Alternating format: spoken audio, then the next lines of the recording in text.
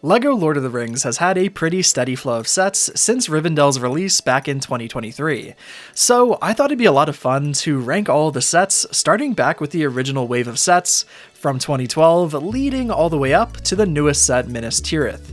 We'll also be ranking all of the Hobbit sets, just in case you were curious. However, we will be skipping non-retail sets like limited DVD set Polybags, Comic-Con exclusives, and gift with purchases like the Fellbeast. Anything else is fair game though, so I hope you enjoy the video. We're gonna get started here first with Gandalf Arrives, a small sub 100 piece set that includes Gandalf the Grey, Frodo, and a horse. The build's pretty minor, but you do get some fun stuff in it like a barrel of fireworks. It's a perfect small box impulse style set that LEGO used to make a ton of. I love these style of sets as they were cheap and usually included the most popular characters from any given theme. So for that, I'm going to put this one in B tier. Up next, we have Shelob Attacks. This set comes with Shelob, Frodo, Sam, and Gollum. The Shelob build is pretty solid. LEGO's made a ton of similar spider builds over the years, and this one is just about as good as it gets for the scale and has a pretty great print for the eyes.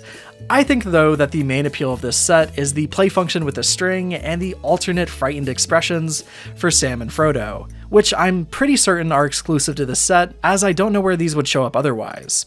You also got Gollum in this set, with my personal favorite print style. He's got a couple of others from the Hobbit and more modern sets, but I'm not a big fan of how those look. I think this is the best version of Gollum. This is a decent set, but one that I personally just don't love that much, so for me, it's gonna go in C tier.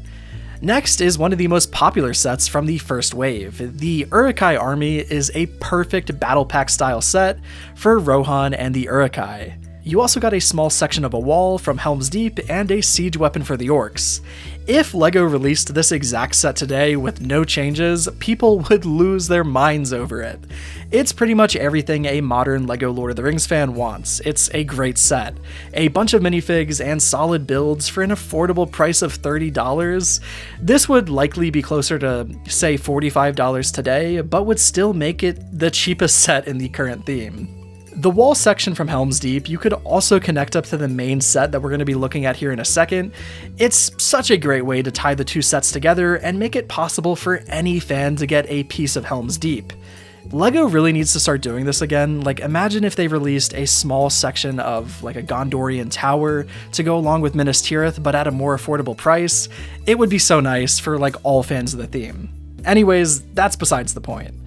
2026 LEGO could learn a lot from this set, that's all I'm saying. For me, this one is definitely going in A tier. Next up, we have the attack on Weathertop. This set is fairly recognizable from the movie, but is frankly just not a very pretty looking build. Thankfully, the minifigure department is a lot better, with Merry, Aragorn, and a couple of ring wraiths getting put into a set for the first time. I believe this was the only way to get Merry and the Nazgul before the relaunch of the theme in 2023, so that's pretty significant. Apart from that, everything else in this set feels a bit plain, and the exclusive minifigs are less enticing today due to the newer, updated figures. So for me, I think this one's going into C tier. Next up, we have the Mines of Moria. This set is a true Lord of the Rings playset, including a bunch of figs, Balin's tomb, and a cave troll. While the build isn't a great display piece, it is such a fun scene to set up with minifigs, in which the designers clearly thought about because of how many figures they included in this set. I believe it's 9 including the skeletons, which is a lot for this size of a set. The standout minifigures to me are obviously the cave troll, Moria orcs, and Boromir. Boromir was exclusive to this set, and in my view is the best iteration of the character. LEGO would make Boromir again in Rivendell, but that modern version doesn't quite live up to this one in my eyes. There's something about this version of the character that they just nailed perfectly. It looks like Sean Bean, and the outfit is great. Moving away from the figures though, LEGO Lord of the Rings isn't exactly known for its playsets, but this one is a great example of what can be done with a smaller budget in mind. To me, this set belongs in B tier. It is such a fun build, and one that I personally own. Up next, we have the Orc Forge, a set that I never owned myself, but I always wanted. The Forge itself is surprisingly a good-looking build, and not something that you'd think LEGO would make into a decent display piece. It's accurate to the movie, and features some fun play features as well. The figs are also great, and even includes the one and only lurts that LEGO would ever make even till today. Getting 4 orcs and a generous amount of accessories with this build, all for the price of $40, sounds pretty great if you ask me, and I think it deserves to go in B tier. The final main set of 2012 was the Battle of Helm's Deep.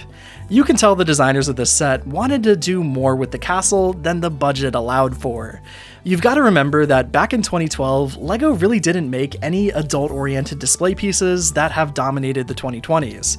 That's more of a new thing that started in 2020, as before that, it was kind of only exclusive to Star Wars sets and like the Creator line. Other than that, most sets were made for kids. Even with that in mind, I still think this is a pretty great looking set, and obviously comes with a killer lineup of figures. The standout to me, and I think most people can agree with this, is King Theoden. This level of detail on a minifigure was special for its time. He could release exactly as is today, and I think people would have no problems with the design. It's quite easily in my top 5 favorite minifigures from the theme, and was a huge selling point for this set. Apart from the minifigures, I'm really not that big of a fan of this set compared to most people, and I think it's mostly just because the build isn't that great, but I can't lie, I would still love to have it. It's pretty cool. Hopefully LEGO ends up remaking Helm's Deep at some point, because it's safe to say that the build would be a real treat and a huge upgrade from this set. Knowing that I'm not a huge fan of the build for this set, I still think I'm going to put it in A tier because it still looks pretty good. Now, to wrap up 2012, we have a couple of Polybag sets. Frodo's Kitchen is a pretty cute Hobbit hole inspired set, but isn't something that interesting, so I think I'm going to put him in D tier. The Urukhai with Ballista is a bit more interesting, as you could quite happily buy multiple of these and pad out your orc armies, but at the end of the day, it's still a Polybag, so I'm going to put it in C tier. Now, I did say we were done with 2012, however, we've got the Hobbit sets still left to go over. Riddles for the King is the first, and is a fairly accurate looking build for the size of the set. There's not much to complain about here, but there's also nothing too much to praise either, so I think I'm going to put it in C tier. Next, we have Escape from Mirkwood Spiders. If you divorce this set from the source material, I actually quite like it. The figs are detailed and the terrain builds look nice, but when it comes to Lord of the Rings sets, this one is pretty forgettable. It's one of the few sets from the theme that I have no interest in ever buying, so I'm gonna put it in D tier. Next up, we have Attack of the Wargs. Unlike the last set, this one has a pretty chunky looking ugly tree as the main build. The side boulder and perch rock piece is a bit better looking, but still nothing that special. The main appeal of this set was always its minifigures and wargs, which you got a decent amount of for the size of this set. I had this one as a kid, and I loved the wargs and the orcs, but I never cared much for the builds, even as a kid. It just wasn't that engaging, even from a play perspective, so for that, I'm gonna put it in C tier. Next, we have the Barrel Escape. LEGO depicting one of the all-time goofiest scenes from the Hobbit trilogy was a choice that in theory makes a lot of sense. It's a very kid-friendly scene, and the set piece is translated into LEGO form and has a bunch of opportunities for play. I had this one as a kid and actually quite liked it despite disliking the movie. The alternate expression for one of the elves was an awesome addition to the set and a nice reference to the scene. But again, I don't know anyone that liked this scene, even as kids watching this movie, so it just isn't it's not very good. So for me, it's going in C tier. Next up, we have one of the first genuinely good Hobbit sets. The Goblin King Battle is a highly detailed set piece that looks identical to the movie. The designers did a great job with this one, and was a set that I really wanted as a kid. It's a fun display piece and a playset that would look great with a bunch of goblins running around it.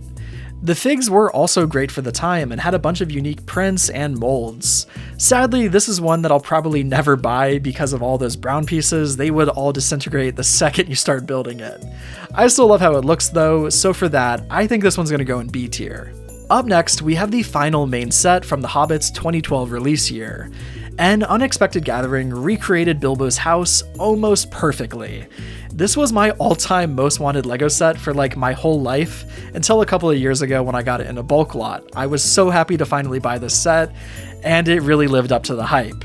I have essentially no complaints about it apart from maybe the minifigs.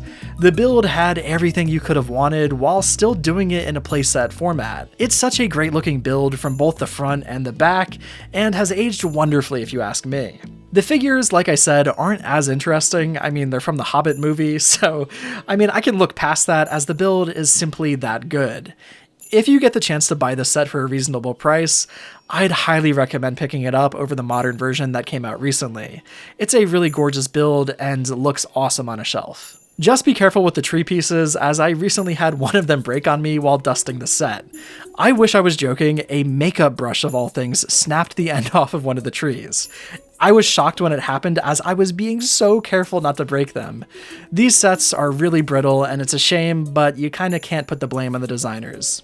Anyhow, this set is absolutely gorgeous and is easily going into S tier for me. It is such a perfect set.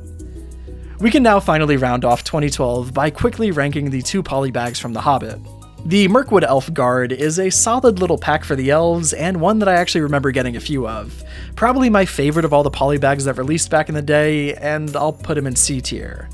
Next, we have this Gandalf one that just doesn't quite look as interesting, so D tier.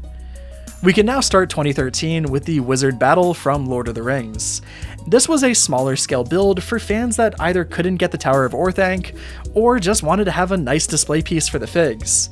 At $13, this set is hard to get mad at, and looks really nice even though it's a basic build. The figs are also really accessible here at the price when compared to the versions that you get in the more expensive set. So I think this one belongs in B tier. It's really solid. Moving on, we have the Council of Elrond. This was the one and only Rivendell-focused set of the original Lord of the Rings theme, and because of that, was quite popular. It very effectively represented the scene from Fellowship of the Ring, and makes for a beautiful little display piece that, you could put on your desk or your shelf without taking up too much space. It also came with a lovely set of minifigures, including some series staples like Gimli and Frodo, but also had more exclusive figs like Elrond and Arwen. The 2 unique hair molds looked great on them, and even today are my preferred versions of the character. Arwen is clearly the best fig of the set to me, and goes up there with King Theoden in my top 5 minifigures from Lord of the Rings. It is such a good looking figure. LEGO really needs to create some new hair molds for her and Elrond, as them sharing the same mold in modern sets makes no sense to me. It doesn't work at all. Anyways, this set is great, and another one that I personally own. For me, it's gotta go in A tier. Up next is the Battle at the Black Gate. This set features a scaled down version of the Black Gate of Mordor. In my view, this set is a great companion piece to Orthanc, and one that a lot of people at the time customized and combined together to create a fuller version of the gate. This is a lovely build that still holds up nicely compared to a lot of the other sets from the previous year. The figures were also really great. The fact that this Mouth of Sauron came out in 2013 still shocks me to this day. The level of detail is unreal for the time. And the same is true for King Aragorn and his gorgeous dark blue outfit. The dual-sided cape as well. This was such a good figure, and I honestly still might prefer it over the brand new version that we just got from Minas Tirith. It's seriously a fantastic figure, and the price reflects that. For me, this set easily belongs in A tier. Up next, we have the Pirate Ship Ambush. I really like how this set looks. It's a great looking ship, but I just don't know that this is the set I would have wanted LEGO to make for Return of the King. This was the only set we ever got for Return of the King. There's so many other things that I prefer from that movie, so I don't know, that kind of hurts the image of this set in my eyes. This is coincidentally also the only set from the 2013 wave that I personally don't have the build for. I don't know, I've just got a feeling that this is one of the weaker sets of that year. It's not a bad set by any means, but for me, it's just not very good, so I think I'm going to put it in B tier.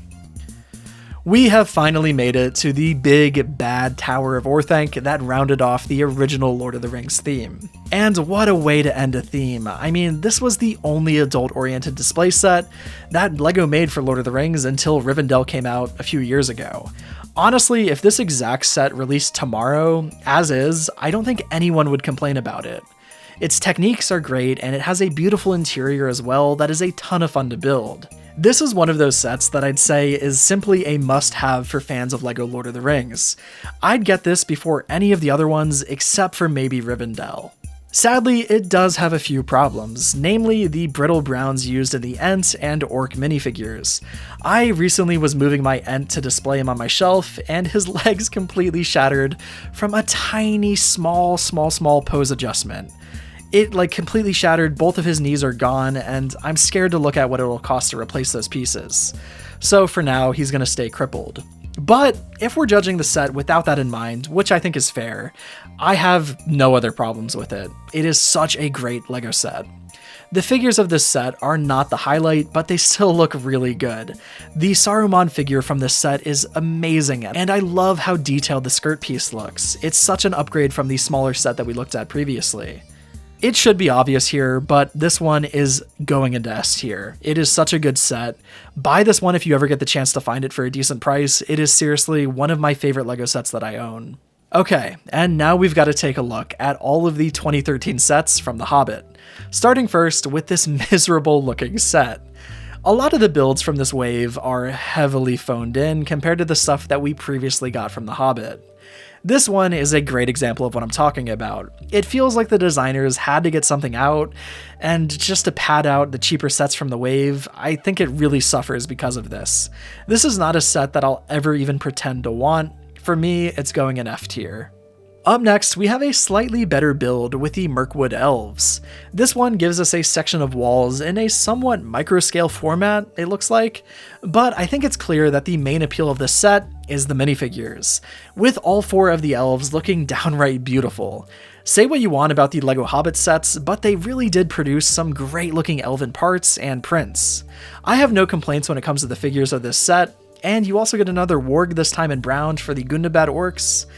I don't know, at $30, I don't think you can really complain too much about this set. It's a similar one to the Uruk Hai Army builder from earlier, and I like it. So I think this one's gonna go in B tier. Next up, we have the Laketown Chase. This set looks like a very classic LEGO playset to me. It's got a couple of building facades and a small boat. It accurately represents the movie and has a decent cast of minifigures. If I liked this movie, I'd probably like this set more, but as is, it's just not all that appealing. But I think this set deserves a bit of grace, as it does what it was setting out to do quite well in my opinion. So I think we can put it in C tier. Moving on, we have the flagship set from the Desolation of Smaug. And it went to one of the weakest scenes from the movie. LEGO tried to pull off a similar feat to the Mines of Moria set, but this one just looks a lot less appealing and somehow is even more reliant on stickered elements. The only thing saving this set from being even worse is it has some okay minifigures. The Azog fig that comes with the set is super impressive with that custom molded piece, and it looks awesome. You also get a Radagast here with another unique mold, but like most of these Hobbit sets, it's hurt heavily by the source material more than anything else. So for that, it's going in F tier. Can you imagine if instead the budget from these Hobbit sets went into more Lord of the Rings sets? I mean, think about it. 2013 could have been such a better year for Lord of the Rings than it already was. It's such a shame in retrospect. Anyhow, we've also got these 2 Polybags from The Hobbit that are honestly kinda nice. The Legolas one I'll put in D tier, and the Laketown Guard will go into C. Mostly because the Laketown Guard is just a crazy good looking figure, and being able to get him in a polybag seems insane to me. We can now move into the final year of the original theme. 2014 started really strong with a $15 Witch King battle set. In this set, you got a small build and 3 gorgeous exclusive minifigures. The build is whatever, but I mean, these figs are all some of the best from the entire theme if you ask me. Galadriel makes this set one of the most expensive to buy in the aftermarket today, and at some point I'll end up buying these figures, but they're very, very pricey. For me, this one's gonna have to go into B tier. It's really solid. Next, we have the attack on Laketown, which could be viewed as a companion set to the Laketown build from the previous year. Though, I think this one is a bit worse in all departments. The figure selection's weaker and the build is not nearly as varied or detailed. I think this one belongs firmly in D tier. Next up, we have the Battle of the 5 Armies. I don't like this set one bit. The builds are ugly, and in my opinion, this set has No redeeming qualities. Maybe you can make a case for the figures, make up for it a little bit, but I mean, I don't know. Dane and Thorin are the standouts of the set. They have gorgeous new prints and molds that make these two figs extremely expensive and the bulk of the aftermarket price of the set. But I'm sorry, good figures don't quite save a set from F tier, and that's where this one's going. It's not a very good set. We end 2014 with the Lonely Mountain. This set feels like it should be the best set of the year, but that's mostly because the others just aren't very interesting. The build is just okay. It's not better than anything that came before, and doesn't really do anything that interesting, so I don't know. It's not a display set or a play set really, it's just very middle of the road. Again, like I said, these Hobbit sets really started to phone it in at this point. Smaug was the only decent aspect of this set, and does look pretty sweet. It's unfortunate that he's locked away in such an otherwise mediocre set and wave. If it weren't for Smaug's inclusion here, this would be a D tier set, but with him there, I think I can put him into C tier. This wave of sets was really disappointing and kind of let Lord of the Rings as a theme go out with a whimper. Thankfully, we are now moving on to some much better sets. We're now moving into the modern version of the theme with 2023's Rivendell set that brought the theme back to life. It's been talked to death at this point, but this is hands down one of the most impressive looking LEGO sets of all time. Forget just Lord of the Rings, this set is gorgeous, and I think you could really recommend this set to people that have no attachment to the movies or books at all. It is simply a fantastic looking LEGO set. You've got a ton of room to pose minifigures and also recreate literally any scene from the movie here. There's a substantial interior here as well with printed and stickered elements that make all of the rooms pop. The tiled roof is surprisingly really fun to build and is honestly one of the most mesmerizing LEGO things to look at in person. It is such a gorgeous looking build. You've got brightly colored foliage and gorgeous soft colors like sand green and bright light orange that just make this build a joy to look at. If I could only own one LEGO set, it would probably be this one. And that's without even mentioning the minifigures. The figs are plentiful and well made, but are not the highlight of these modern sets, in my opinion. Some of the figs are better than the old versions, while some of the new ones feel like a regression. It kinda goes both ways, with some figs being really good, and figures like Arwen just being straight up worse than the version we got in 2013. Either way though, Rivendell is easily going to the top of S tier. Buy this set if you're able to. Barad Dur would then come out the following year. It's extremely tall and towers over Orthanc from the original theme, making it a great companion to that set for longtime fans of the series. But the best part about this set, for me at least, are the interiors. They are way more detailed than I would have expected before the set released, where you have each layer has something different going on with references and humor from the movies. It is such a fun set that feels both like a play set, but also very display, adult oriented. It's kind of magical, to be honest with you.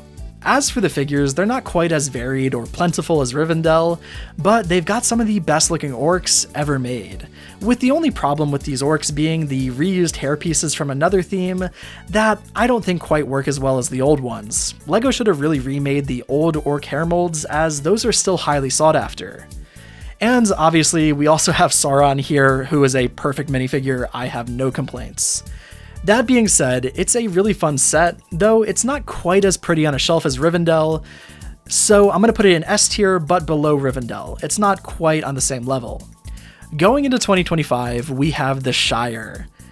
This was a set that was highly anticipated after the theme started to resurge.